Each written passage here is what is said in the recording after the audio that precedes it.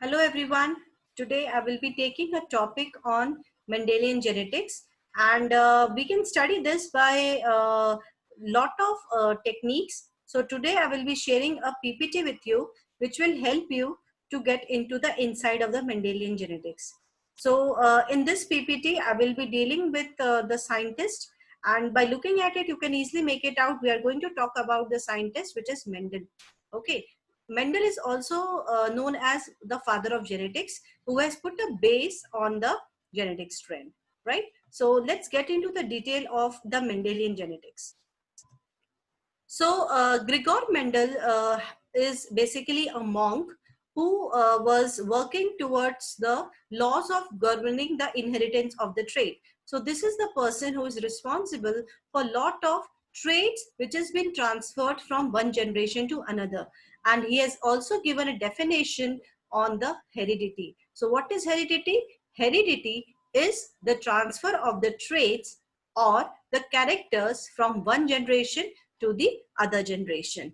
Okay, so you can see in the picture, the Mendel is working with one of the great important plant, which is basically his model system, that is the pea plant, right? So in this pea plant, he has studied initially the laws of governing the inheritance of the trait. So the Mendel was basically studied many type of pea plants characters, and he has developed the law of inheritance. Now, initially when Mendel was working on the pea plant and has given certain characters, no one has recognized his work. So after the 20th century, when he has come up with something which is heredity, people start recognizing his work. So Mendel work was basically accepted between the 1856 to 1863, and he has tested around 28,000 of the pea plant, and he found that the plant's offspring retain the traits of the parent. That means if the plant is tall, then the same trait is seen in the next generation. Okay, and I have already told you he is also called as father of genetics.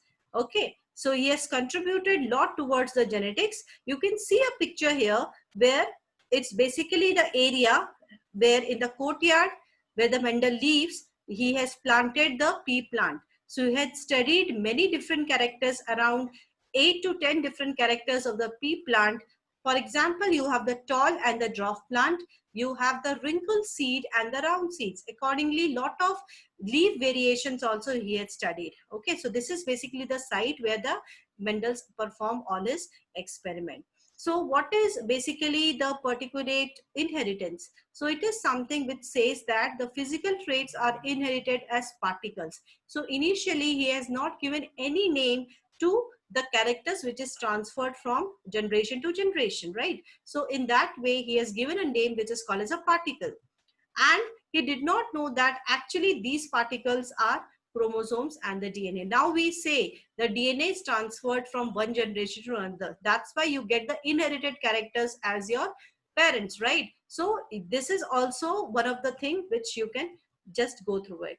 Okay, so before getting into the detail of it, let us define certain terms like trait. What is a trait? It is any characteristic that can be passed from the parent to the offspring.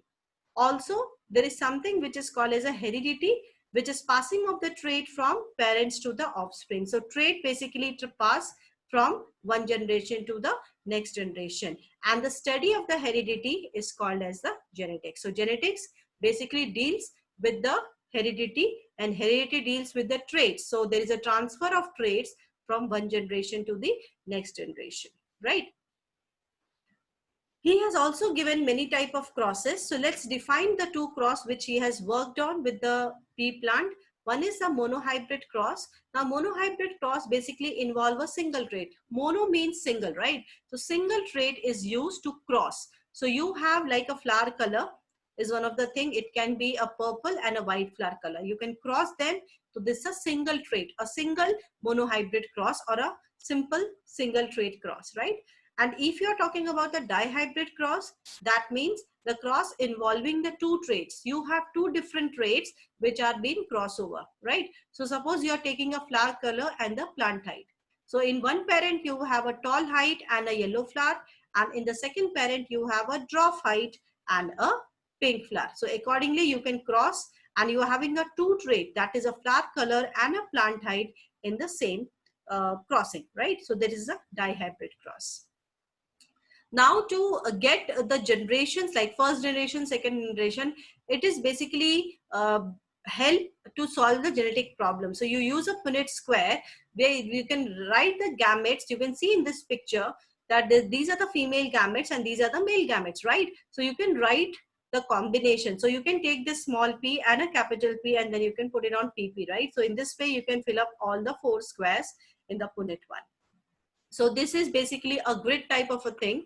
In the example, you can see here, this is capital Y, capital Y, small y. In this, you can fill up all the combinations, and you can see here how the offsprings turns up in the first generation. So in this, you can see that all are mostly yellow and one is only the green, right?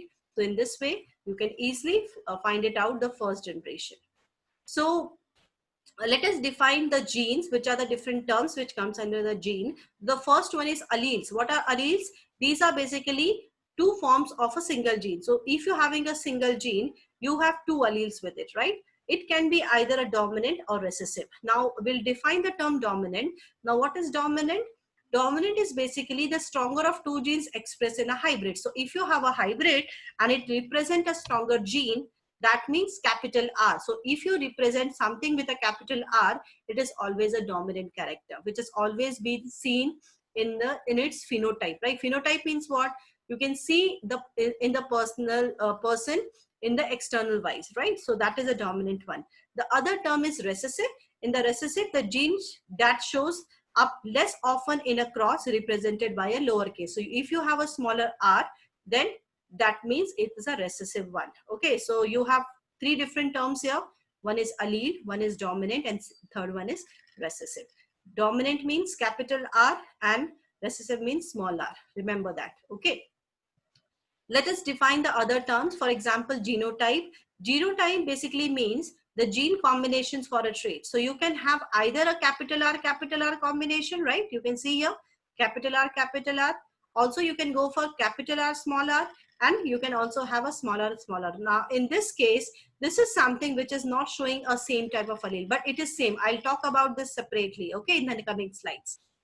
Now, what is phenotype? Phenotype is basically physical features or physical appearance of the resulting genotype. So if you say capital R, okay, this is a gene, right? This is a genotype and this is the phenotype. So R represent the capital R represent the red, and if you have small r, it represents the white. Okay, now you will say, what will about this color? This color is also going to be a red because it is having a capital R. And I have already told you that if any of the allele is having a capital R combination, that means the phenotype is dominant and it's also going to show you a red color, right? So let's get into it in a more detail. Now I'm just going to show you a possible combination between a cross of red flower and a yellow flower. So all the genes occur in pairs. I have already told you. So capital R, small r. So if you have a combination of genotype, something like this will appear. So you will have capital R, which will turn into a phenotype of red. If you have capital R, small r, it will be again a red because you are having a capital one here. And if it is small r, it will be a yellow. Getting me? So in this way, you can easily find out the genotype and the phenotype of any of the cross. It can be a monohybrid cross or it can be a dihybrid cross. Okay.